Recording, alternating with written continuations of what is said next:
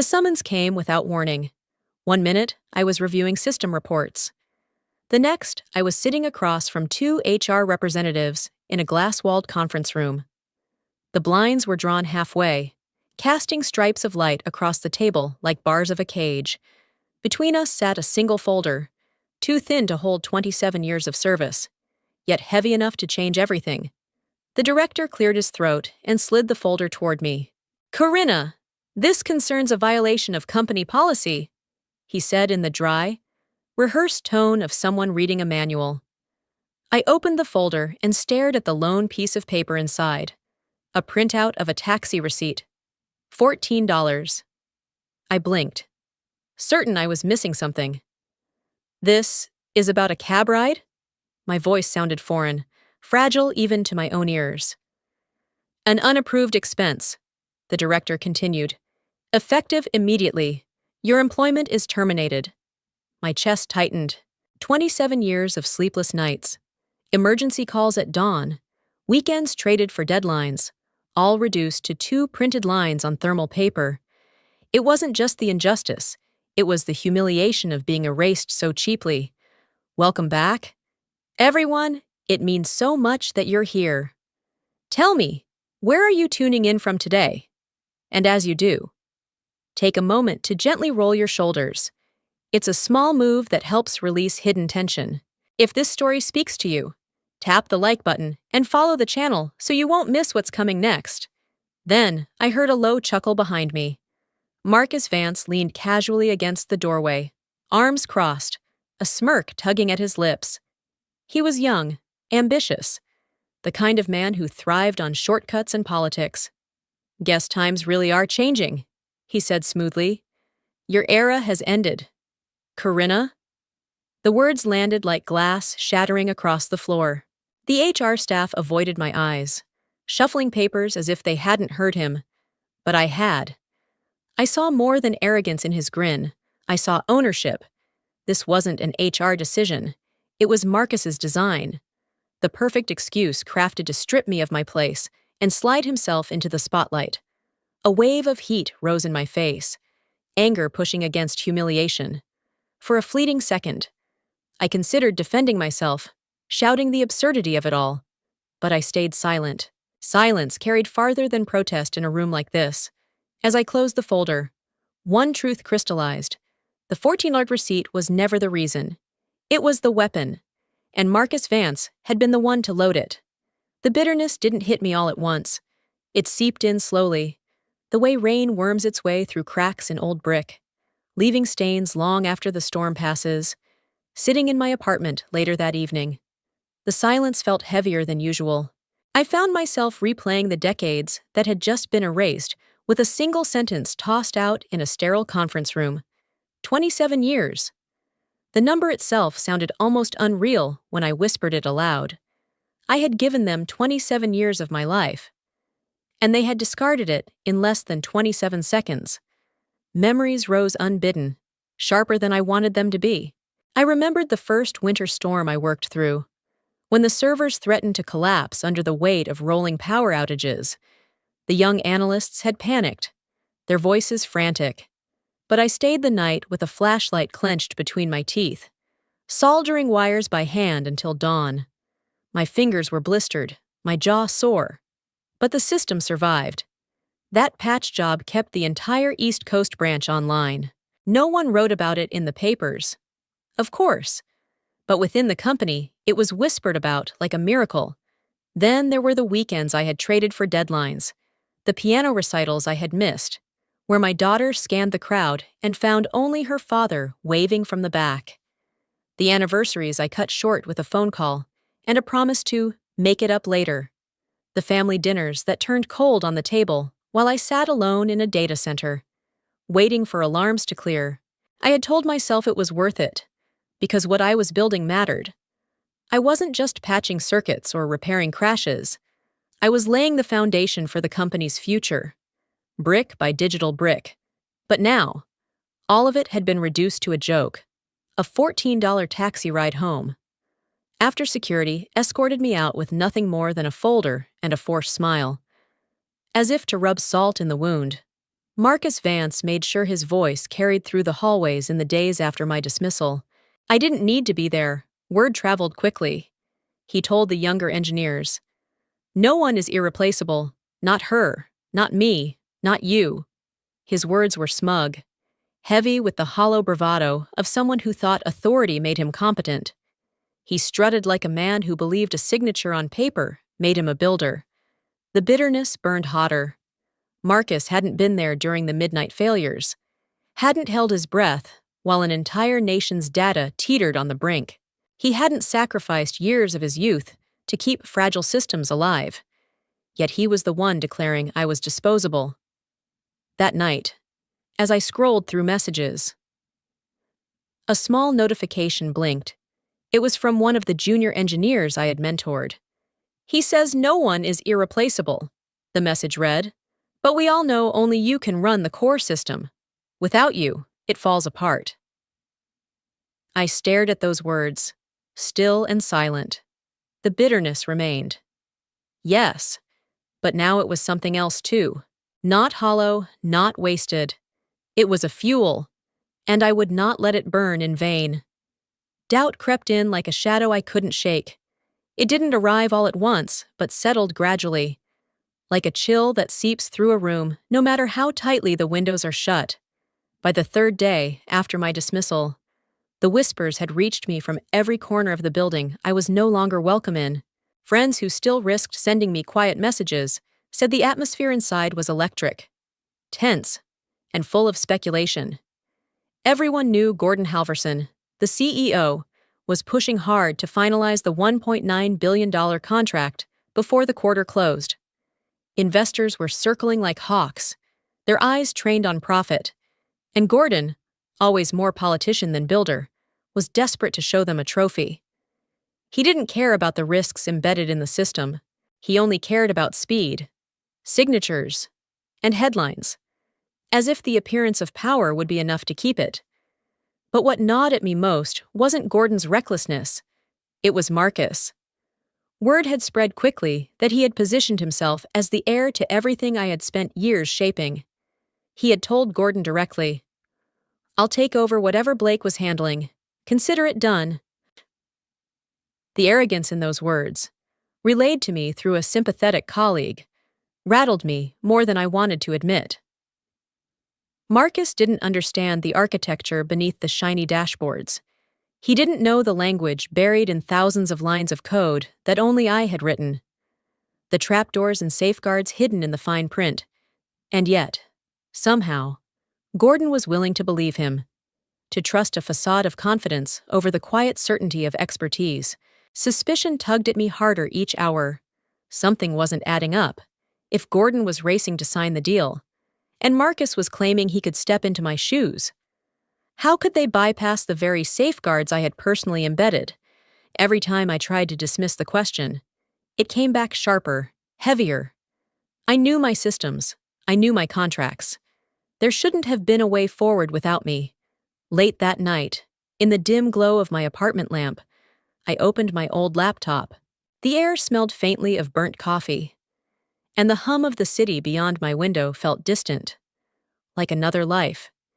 Years of saved archives blinked across the screen, a silent roll call of projects, notes, and signatures, reminders of how meticulously I had documented every protocol. I began to search through recent internal communications, scraps I still had access to, fragments left behind like breadcrumbs. My fingers moved faster as each file opened, a mixture of dread and anticipation tightening my breath. And then I found it. An internal memo circulated between legal and executive staff just days before my dismissal. The subject line was bland, corporate, almost forgettable, but the body of the message stopped me cold. Final execution of contract contingent upon signature of Chief Systems Architect, Corinna Blake. My name, written in black and white, a condition buried deep in the contract, legally binding, impossible to erase without triggering a cascade of compliance violations. Without my approval, the $1.9 billion agreement couldn't move forward. They had known this when they fired me. They had gambled anyway. The tension in my chest deepened into something sharp. Gordon's rush now made sense. He was betting that Marcus could bluff through the requirement, or that legal could be bullied into overlooking it. But that was impossible. I had made sure of it when drafting the compliance framework years ago. Layer by layer, like armor no one else could lift. For a long moment, I just sat there, staring at the glowing screen, hearing the soft thud of my own heartbeat. Every instinct told me I was standing on a fault line, the ground ready to break. They thought I had been erased, but the truth was the opposite. I was the hinge on which their billion-dollar empire now swung. And as suspicion hardened into certainty, one thought repeated in my mind like a quiet drumbeat. Marcus had promised Gordon too much, and soon, both of them would discover just how costly that lie would be. The silence of my apartment was heavier than the conference room had been. At least in that glass cage. There were voices, movement, the faint shuffle of papers. Here, there was nothing, just the hum of the refrigerator and the occasional groan of the pipes in the walls. I sat on the couch with the lights off, staring at a stack of folders I had carried home in a cardboard box. 27 years of my life reduced to paper and dust. Loneliness has a way of magnifying everything. I saw the piano recital I missed when my daughter was 10. The empty chair at my parents' anniversary dinner. The vacations I promised, but never took. Each memory carried the same refrain. The system couldn't wait. The company needed me. I used to believe those sacrifices meant something. But now, sitting alone in a dark apartment, it felt like I had bartered away the best pieces of my life for a loyalty that was never returned. The phone rang, breaking the silence. A friend from my early days at the company spoke with the kind of cautious sympathy people use when they don't want to reopen wounds. "Corinna, don't fight this," she urged. "Gordon and Marcus, they have power. They'll crush you if you try. Sometimes you just have to walk away." Her words hurt more than she knew. It wasn't just the dismissal I was grieving. It was the realization that even those who once fought beside me believed resistance was hopeless. I hung up politely, thanked her for calling, then stared again at the boxes stacked by the door. One folder slipped open, spilling a thin stack of documents onto the floor.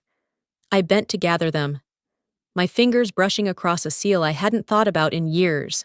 It was the official filing for a series of intellectual property registrations, software protocols, architectural designs, integration frameworks, and at the bottom of each page, in plain type, was my name. Not Gordon's, not Marcus's, mine.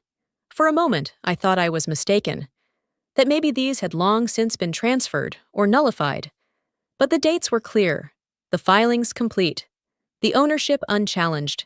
I had protected these systems early, almost instinctively, back when no one else thought to treat them as assets. I hadn't even remembered the precaution until now. A strange mix of emotions surged through me. The loneliness remained, but it was tempered by something sturdier, proof that I wasn't as powerless as Gordon and Marcus wanted me to believe. The company might have stripped my title and pushed me out the door, but in a quiet, legal sense. I still held the core of what they depended on. The silence of the apartment didn't feel quite as suffocating then. For the first time in days, I allowed myself to breathe a little deeper. They thought they had erased me, but here, in black ink and official seals, was undeniable evidence. I was still written into the very foundation they needed most. What do you think happens next? Will Corinna finally explode and take back control? Or will Marcus try to strike first? Drop your guess in the comments, and stay with me until the end of this story. The twist might surprise you. The warehouse smelled of dust and machine oil, a far cry from the polished glass towers I had spent most of my career inside. Yet it was here, in this forgotten space, borrowed from a friend of a friend, that I found the people who still reminded me of why I had once loved the work. A handful of young engineers, faces lit only by laptop screens and cheap overhead bulbs, looked up as I walked in. They had been the first to feel the cut of Marcus's ambition, Smart, eager, willing to stay late. They had been told their jobs were redundant. In truth, Marcus didn't want anyone around who might question his authority. He wanted obedience, not talent. I hesitated at the doorway, suddenly aware of how heavy 27 years looked compared to their youth. But then one of them, a wiry programmer named Seth, broke the silence. "We didn't think you'd actually come." "I almost didn't," I admitted. "But if anyone here understands what it feels like to be erased, it's you." The group exchanged uncertain glances. Hope flickered in their eyes. But it was guarded. They had seen what happened to me, and none of them wanted to be next.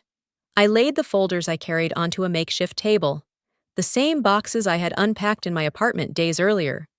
"You all know what Gordon and Marcus are chasing. A $1.9 billion deal that depends on a system you helped build. Without us, it collapses. That's not arrogance. That's fact." A young woman named Lila folded her arms, her voice sharp with doubt. "And what are you suggesting? That we fight back? If you partner with a rival, doesn't that make you just like Marcus, using power plays? Only for your own gain?" Her words stung because they carried the fear everyone else was too polite to voice. For a moment, the silence was thick, and I felt the fragile thread holding me here start to fray. I had come searching for solidarity, but all I saw in their eyes was suspicion. I drew a deep breath, sliding one document free from the pile. My hands trembled as I laid it flat on the table, the embossed seal catching the light. "This isn't about becoming another Marcus," I said softly. "This is about survival, and more than that, it's about truth." They leaned closer, across the page. Bold letters confirmed what I had nearly forgotten until a few nights ago. The intellectual property filings, the legal ownership of the architecture, all under my name. Gasps rippled through the group. Seth whispered, "Wait, this means..." "It means Gordon and Marcus don't own what they think they own," I interrupted gently. "They built their empire on my work, and the law recognizes that, whether they admit it or not." Lila's arms fell to her sides, her skepticism faltering. Her eyes searched mine, as if trying to measure whether I was telling the truth or offering them another illusion. I held her gaze, steady, unflinching. "I'm not here to drag you into revenge," I continued. "I'm here because the system we built deserves better than to be sold off like a cheap trinket. You've all poured yourselves into this work, and if we walk away now, Marcus wins, and you'll carry the scars of being disposable for the rest of your careers." The room was quiet again, but this silence was different. The doubt had not disappeared, but it had shifted. In its place was a cautious spark, fragile but real. They didn't cheer or clap or rush to pledge themselves. They simply looked at one another, then back at me, with the unspoken acknowledgement that maybe, just maybe, the story wasn't finished. For the first time since the folder slid across the HR table, I felt a flicker of hope that wasn't mine alone. It was small, uncertain, but it was shared. And in that moment, it was enough to keep me standing. The air in the warehouse was thick with a strange mix of exhaustion and adrenaline. We had been there for hours, scrawling diagrams on whiteboards salvaged from storage, passing laptops back and forth, mapping out what we called the parallel contract. It wasn't just a plan, it was survival. If Gordon and Marcus wanted to sign away a $1.9 billion deal without the people who built the system, we would create an alternative path, one that recognized the true architects. But as determination grew in the room, so did the risks. On the third night, Seth rushed in with his phone in hand, his face pale. "You need to see this," he said. He turned the screen toward me. A company-wide memo, stamped with Gordon's name, was spreading like wildfire. It accused me of stealing confidential documents and attempting to sell them to competitors. My name, in bold letters, branded as a thief. I felt the shock slam into me, hollowing my chest. 27 years of loyalty, twisted in a single sentence. My throat tightened. My hands numb as I read the words again and again. Unauthorized possession of proprietary materials. Breach of fiduciary duty. Potential litigation. Lila cursed under her breath. They're painting you as Marcus's opposite, someone who'd burn the company just for revenge. I lowered the phone slowly. The sting of betrayal fresh all over again. He's covering his tracks, I murmured. If this contract collapses, Gordon needs someone to blame. And Marcus needs me ruined, so no one believes I ever mattered. The room fell silent.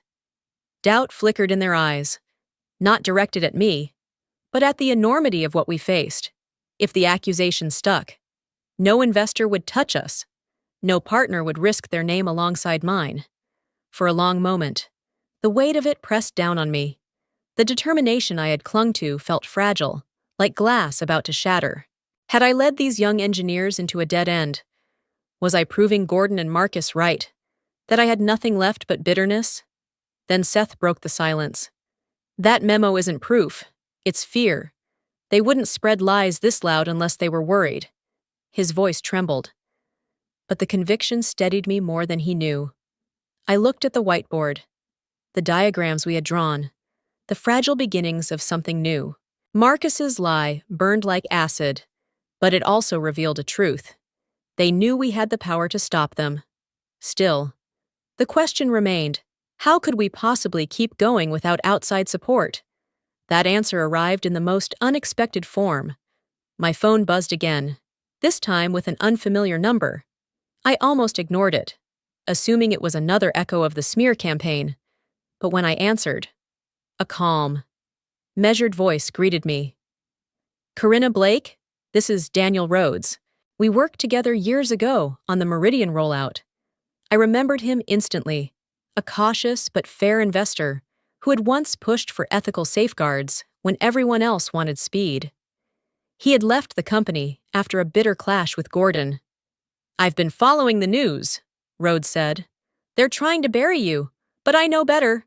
I know whose hands kept that company alive. If you're building something new, I want in.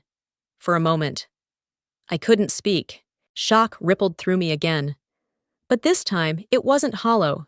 It was electric. After days of being smeared as a thief, hearing someone not only believe in me, but offer support felt like a lifeline thrown across a storm. The young engineers watched as I lowered the phone, their eyes wide with the same disbelief I felt. He wants to help us, I whispered. He believes in us.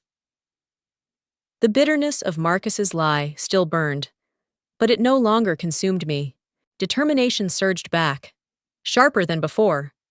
If they wanted to call me a thief, fine, let them shout. Because now, I had allies, proof of ownership, and the one thing Marcus and Gordon could never fake: trust. News of the celebration reached me before the invitations ever could. Gordon Halverson and Marcus Vance had rented out the top floor of the Avalon Hotel, a glittering hall of glass and chandeliers, to toast what they called the future of Halverson dynamics. Photographs spilled across the business pages, crystal glasses raised, polished smiles. Marcus standing just half a step behind Gordon like a prince in waiting. I stared at the images on my laptop. My jaw clenched so tightly it hurt. Anger roared in my chest, begging to be unleashed. But I pressed it down, forced it into silence. Rage was exactly what they wanted. Proof of the bitter, irrelevant woman they were painting me to be. If I shouted now, I would be giving them the story they had scripted. Instead, I clicked through the glossy photos until one detail caught my eye. At the edge of the stage, framed between two waiters, stood a cluster of reporters. One of them I recognized, Emily Kerr, a journalist known for asking the questions no one wanted answered. That evening, my phone buzzed with her number.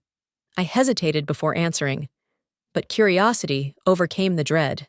Corinna, she said without preamble, I've reviewed all the public filings related to this contract. Your name is absent from every one of them. Can you explain why the company's chief systems architect isn't listed anywhere? Her words sliced through me, reopening wounds I thought had begun to scar. They had erased me, not only from the payroll, but from history itself. Anger threatened to spill over, but I caught my breath and steadied it. I can't give you the story you want," I said carefully. "Not yet. But I can give you proof that the story they're telling isn't complete." I ended the call before my emotions betrayed me. Then I reached for the folder that had become both anchor and weapon. Inside was the contract draft I had uncovered, a pristine document missing one crucial element, my signature. Without it, the deal was legally inert. They could toast all they wanted, but it would collapse in silence the moment lawyers took a closer look. I scanned the page, attached it to an encrypted email, and typed a single line to Emily. "Look at what's not there."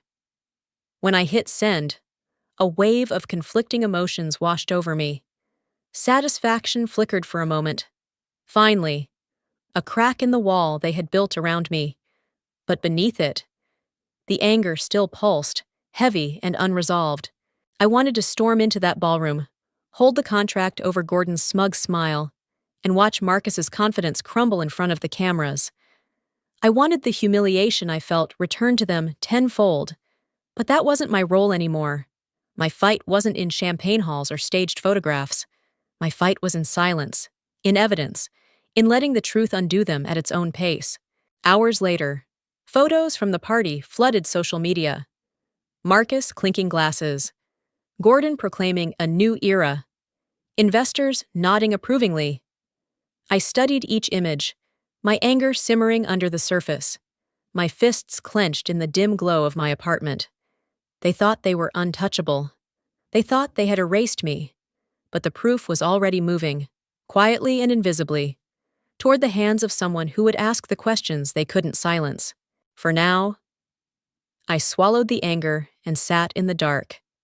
Let them laugh. Let them drink. Let them pretend. The toast would curdle soon enough. And when it did, the missing line on that contract, the absence of my signature, would be louder than any accusation I could ever make. The conference room at the Avalon Tower was designed for intimidation. Walls of glass framed the skyline, and a long mahogany table stretched so far it seemed to split the city below in half. Around it sat investors in tailored suits, attorneys with files stacked neatly before them, and Gordon Halverson at the head, his smile sharp and rehearsed.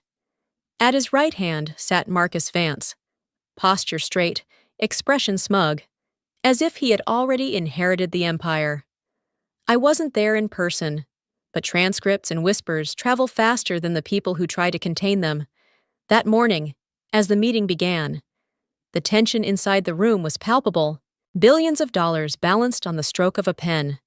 The lead attorney, a meticulous man named Porter, began reviewing the final paperwork. His voice was steady as he flipped page after page, but the rhythm faltered when he reached the final section.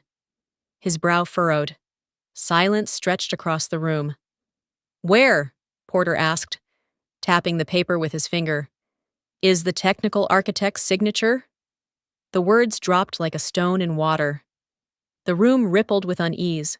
Gordon shifted in his seat, his smile stiffening. "That signature is unnecessary," he said quickly. "Our former employee is no longer with us."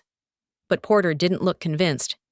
He adjusted his glasses, scanning the contract again. Clause 14.2. Execution contingent upon certification by Chief Systems Architect. Without it, the contract is unenforceable. Marcus pushed back his chair and rose smoothly to his feet. "That role is mine now," he declared with confidence. "I've replaced her. You have my signature instead." There was a murmur of discomfort among the attorneys. Porter didn't even blink. He simply closed the folder in front of him with deliberate care. Then, in the stillness, he spoke the words that froze the entire table. "No, Mr. Vance, you cannot replace the designer of record. The clause is explicit. The agreement requires the original architect's certification.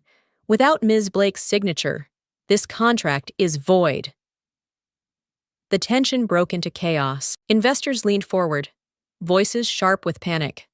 Void! What do you mean, void? One demanded. Another slammed his hand on the table. Gordon snapped. That can't be right. Surely there's an exception. His voice cracked on the word exception. Porter remained calm. The only anchor in the storm. No exception. The language is airtight. You may have dismissed her. But legally, she remains the sole authority. This deal cannot move forward. All eyes turned to Marcus, who was still standing. The smug confidence that had carried him for weeks faltered as color drained from his face. He opened his mouth as if to argue, but no words came. Gordon's voice rose, sharper, desperate. We've already announced this to the market. The press is waiting downstairs. Do you have any idea what this will do to us? Porter's answer was a scalpel. Yes, it will dismantle you, unless you secure her certification. This entire $1.9 billion arrangement is legally worthless. The room dissolved into shouting, phones buzzing, papers shuffling, investors whispering furiously to their aides. Outside the glass walls, cameras flashed as reporters tried to capture the moment through the tinted glass. I could almost feel the panic from miles away. While they scrambled, I sat quietly at my kitchen table. The original filings spread before me. My name, written years ago into the framework of the system, was the one detail Gordon and Marcus had underestimated. They thought I could be erased with a taxi receipt. They thought Marcus could bluff his way into my role. But the tension in that boardroom was proof that they were wrong. As the shouting escalated, Porter's voice cut through once more, calm and implacable. Gentlemen, the law doesn't bend for convenience. Find Ms. Blake, or walk away empty-handed. And in that instant, the empire Gordon and Marcus had tried to build on arrogance and shortcuts began to crack. The morning after the failed signing, the financial networks lit up like wildfire. Headlines screamed across every channel. Halverson deal collapses at the table. Reporters outside the Avalon Tower shouted questions into the wind as black cars pulled away, carrying investors with faces ashen and lips pressed into thin lines. Within the first hour of trading, the company's stock plummeted 12%. By noon, it had dropped nearly 20%. Billions of dollars in market value evaporated before lunch. Inside the tower, panic was no longer concealed behind polished smiles. Assistants sprinted through corridors, phones glued to their ears. Investor relations scrambled to craft statements that sounded like reassurance, but read like desperation. In the executive suite, the shouting could be heard from the elevators. Marcus Vance was the loudest voice. "This is HR's fault," he barked, slamming a folder onto the table. They should never have let her near proprietary documents in the first place. They bungled the termination process, and now we're paying the price. But Gordon Halverson was in no mood for scapegoats. His face, usually composed for cameras, was flushed red with fury. He jabbed a finger at Marcus. "Don't you dare pin this on HR. You told me you could step into her role. You told me you could sign in her place. Do you remember those words?" Marcus blanched, but tried to recover, his voice rising higher. "I didn't know the clause was ironclad. Legal should have flagged it. You can't expect me to." "I expect you to do your job," Gordon roared, cutting him off. Papers scattered as his fist hit the table. The room fell into stunned silence. The only sound the relentless buzz of incoming calls vibrating on every phone. Meanwhile, investors were already circling with lawsuits. Some claimed they had been misled by public statements that promised a deal days away from execution. Others hinted at withdrawing permanently, whispering that the company had lost credibility in every major market. And then came the spark that turned chaos into an inferno.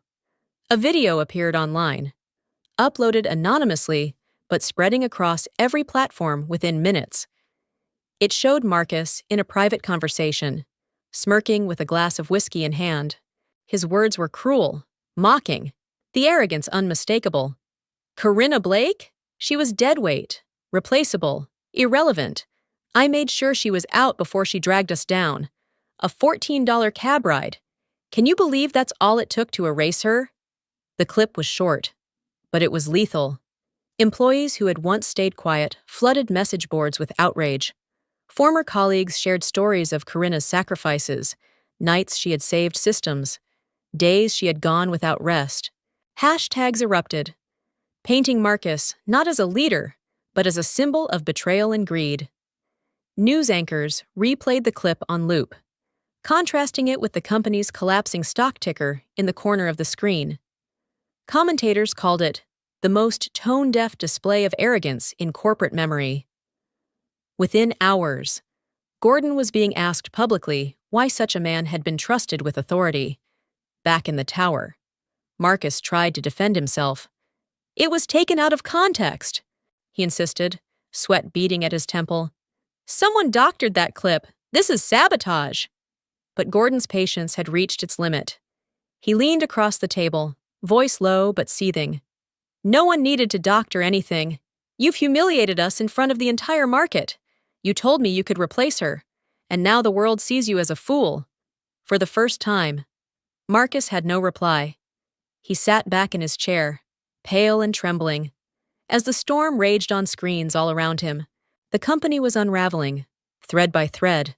Investors demanded Gordon's resignation. Employees whispered about jumping ship. Customers began to question whether the technology they had trusted was as secure as they had been led to believe. And through it all, the image of Marcus laughing over a woman's erasure, over a $14 taxi receipt, was everywhere. I watched the chaos unfold from a distance, my phone buzzing with messages from people I hadn't heard from in years. Some were apologies. Others were simply acknowledgments. "You were right." The irony wasn't lost on me. They had fired me to make the company stronger, to silence my questions. Now, their empire was collapsing not because of my absence, but because of their arrogance. The chaos wasn't mine to control. It was theirs to endure. And it was only just beginning. The warehouse no longer smelled like dust and abandonment. By the end of the week, it smelled like sold air, ink from whiteboard markers, and the faint sweetness of coffee brewing in cheap machines lined up on a folding table. We had turned the forgotten space into something that resembled a lab. Though our desks were old doors propped on sawhorses, and our server racks were borrowed from scrapyards. It wasn't perfect, but it was alive. For the first time in months, maybe years. I felt that same pulse of energy I had known when I was just beginning in this field. The sense that creation mattered more than politics. That we could build something stronger than arrogance could ever destroy. The young engineers threw themselves into the work. Seth pieced together new frameworks. Lila drafted protocols, and others scavenged for parts or coded deep into the night. The warehouse echoed with laughter, groans of frustration, the clicking of keyboards, and the hum of machines. It wasn't glamorous, but it was real. Still, shadows lingered. One evening, as we gathered around a table strewn with diagrams, a nervous silence settled. A junior engineer named Dylan finally voiced what everyone had been avoiding. "What if Marcus sues us?" His voice cracked with the weight of the thought. "They're already calling you a thief in the press. What's to stop them from dragging us into court? We don't have the money to fight them." The words hung heavy in the air. Doubt spread across the room like smoke. I saw it in their eyes. The fear that all of this, our fragile beginning, could be crushed by a single lawsuit before it had a chance to bloom. I understood their fear because it was mine too. For days, I had carried the same question in the quiet hours after midnight, wondering if I had been reckless to pull them into this fight. The anger I once felt had transformed into determination. But determination alone doesn't pay legal fees or shield a team from corporate retaliation. I rose from my chair. Walking to the box of documents I kept guarded like treasure. My fingers brushed over the worn edges until I pulled out a folder marked with the government seal. I carried it back to the table and laid it flat in front of them. This, I said, flipping it open, is why they can't touch us. Inside were copies of filings, intellectual property registrations, patents, compliance frameworks, all stamped and dated. Each one carried my name. Not Halverson Dynamics, not Gordon Halverson, not Marcus Vance, mine. The group leaned in, scanning the pages with wide eyes. Dylan's lips parted in disbelief. Lila traced her finger along the embossed seal. Seth whispered, "You registered all of this yourself?" "Years ago," I said quietly. "I knew what this system could become. I knew the company would try to own it outright. So I protected it. Legally, irrevocably. They may control the narrative in the press, but they do not control the law. And the law says this belongs to me, and now, to us." Relief washed across their faces, fragile at first, then growing into something stronger. The tension that had gripped the room loosened, replaced by cautious smiles. Dylan exhaled, the fear in his eyes softening into something closer to belief. "You mean," he asked, "they can't stop us from building this?" "They can try," I admitted. "But they can't erase ownership. They can't undo the fact that every core design traces back here." The mood shifted. Laughter bubbled up again. Tentative but real. Someone plugged in an old speaker, and music filled the warehouse. Low at first, then louder. We worked with new energy. As if the papers on the table had lit a fire none of us wanted to see extinguished. For me, the sense of renewal was overwhelming. I had walked out of a company that discarded me with a $14 receipt. I had sat alone in silence, drowning in humiliation. Now, surrounded by bright young minds and the proof of ownership in my hands, I felt reborn. Not as the woman they had erased, but as the architect of something greater. The warehouse wasn't just a lab. It was a beginning. The warehouse looked different that morning. Sunlight streamed through the dusty windows, painting the concrete floor in golden stripes. The air was still thick with the scent of sold air and machine oil, but the atmosphere had changed. Hope no longer flickered uncertainly. It glowed steady, warm, undeniable. Today was the day we signed the contract. Not with billionaires hungry for quick profit. Not with men like Gordon or Marcus who saw people as expendable, but with a partner who valued integrity as much as innovation. We gathered around the long table we had cobbled together from wooden planks. Folders lay neatly stacked, pens lined up beside steaming mugs of coffee. The young engineers, who only weeks ago had feared for their futures, now sat tall, shoulders squared with pride. For them, and for me, this wasn't just business. It was proof that we weren't disposable. The representative from Horizon Systems, our new partner, walked us through the terms. Their CEO, Daniel Rhodes, had been one of the first voices to call after the chaos at Halverson Dynamics. He believed in us when the headlines called me a thief, and Marcus painted me as obsolete. Now, his belief was written in ink across the pages of a fair, balanced agreement that gave us both freedom and security. As he explained the final clauses, I felt an odd tightness in my chest. For decades, I had signed documents under the watchful eye of Gordon Halverson, contracts that traded loyalty for silence, security for ownership. Now, for the first time, my signature meant something different. It wasn't compliance. It was liberation. Seth leaned close, whispering, "It feels too good to be real." His fingers tapped nervously against the table. Lila frowned. "What if Marcus finds a way to sabotage this? He's not going to accept losing. Men like him never do." Their worries were valid, and for a moment, the weight of their doubt pressed against me. I could almost see Marcus storming through these doors, waving fabricated claims, determined to crush what we were building before it could take root. I placed a hand flat against the table, steadying myself in them. "Let him try," I said. "He can shout, he can smear, He can threaten lawsuits, but what he can't do is erase the truth. The law is on our side. More importantly, so is the work. And no one can take that from us. The room fell quiet, the fear softening as my words settled. Then, with a steady breath, I reached for the pen. My hand shook slightly, not with fear, but with the weight of everything this moment represented. When the ink touched paper, I felt something loosen inside me. A chain I hadn't realized was still wrapped around my chest fell away. One by one, the others signed beside me. Their names joined mine, binding us together not as pawns in someone else's empire, but as equals in a venture we could call our own. When the final page was signed, Daniel Rhodes rose from his chair.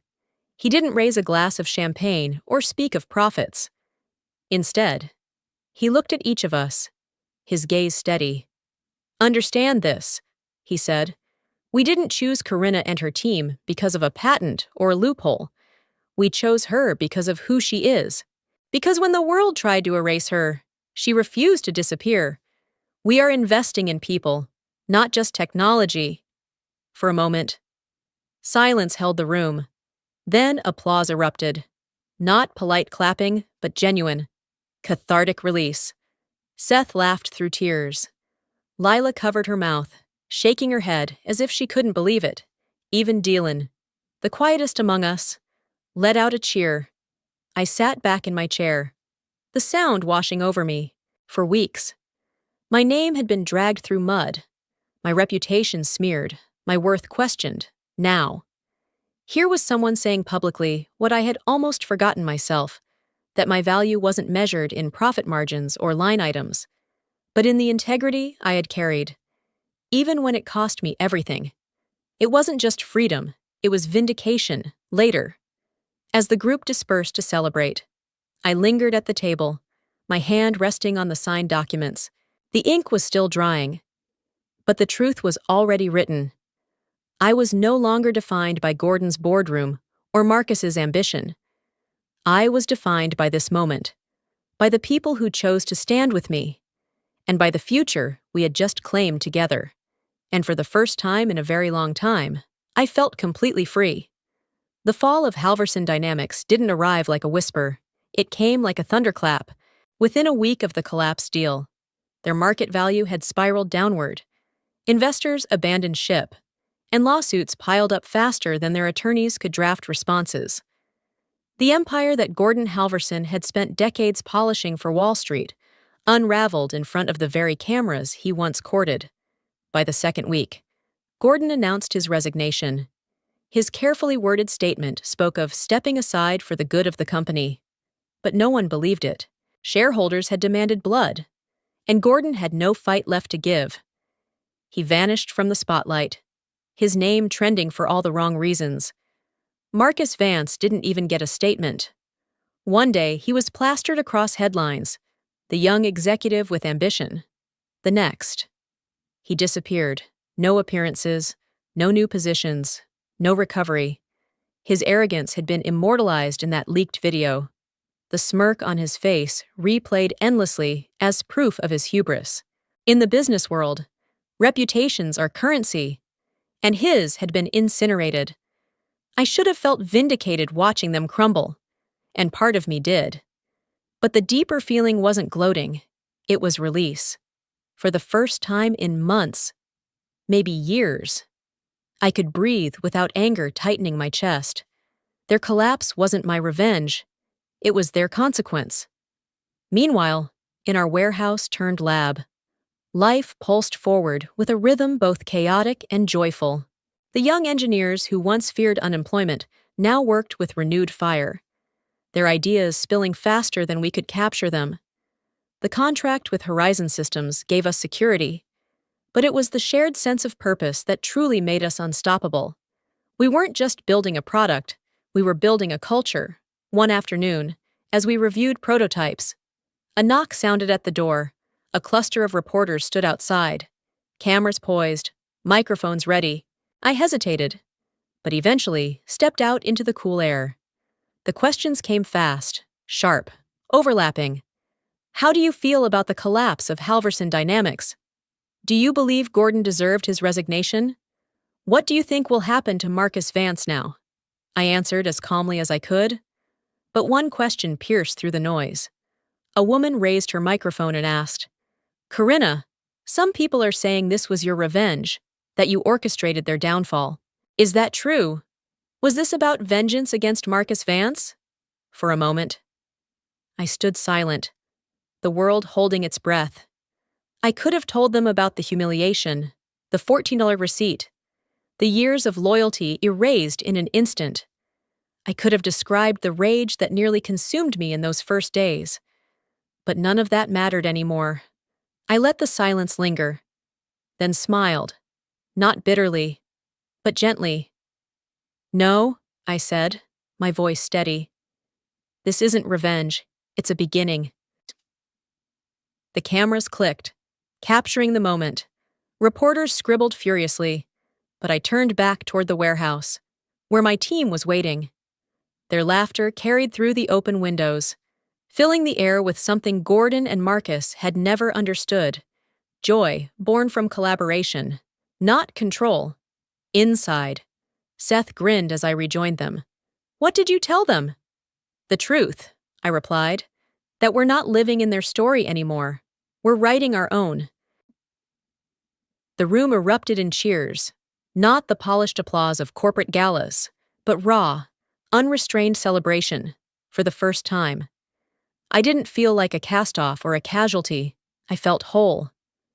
That night, as the sun dipped below the horizon, I sat alone for a moment at the long wooden table. The documents from our new venture lay before me, ink dried and secure. I traced my fingers over the signatures, mine alongside theirs, and thought about everything that had led here: the storm, the silence, the humiliation, and finally, the rebirth. The noise outside belonged to Gordon's collapse. The quiet inside belonged to us. Sometimes life strips you down to nothing, not to destroy you, but to give you the chance to begin again. They tried to erase me with a $14 receipt. Instead, they erased themselves. And now, to you who are still listening, tell me, what do you think? Was this revenge, or was it something more? Leave your thoughts in the comments. If this story resonated with you, give it a like. Share it with someone who needs the reminder that endings can be beginnings. And subscribe to the channel so you don't miss the next story waiting just around the corner.